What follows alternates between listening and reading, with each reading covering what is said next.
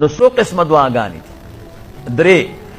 یو شی نشته غواړې، خدای عالم مې کې، حافظ مې کې، مالدار مې کې، تجار مې کې، دا خو نشته که نه.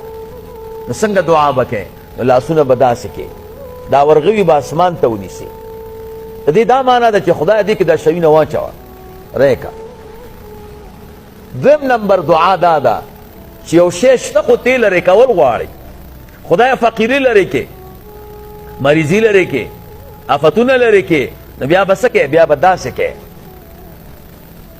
دا ورغوي به ځمکې طرف ته کې، او دا د لاسونو دا مخه نه ده، دا به اسمان ته کې. نو دعا کوه خدای مریضي لرې کې، آفتونه لرې کې، تکلیفونه لرې کې.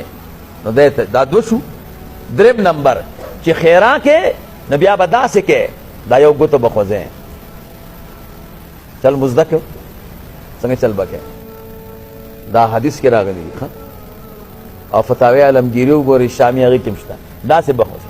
دا زمونږ او ستاسو ملګري چې خیرا کوي وایي لاسونه په چپه کوي، والکه غلطه کوي. چې لاسونه چپه کړي هغې دا معنا ده چې دا مصائب پورته کې، خیرا چې کوې نو دې طریقه ده.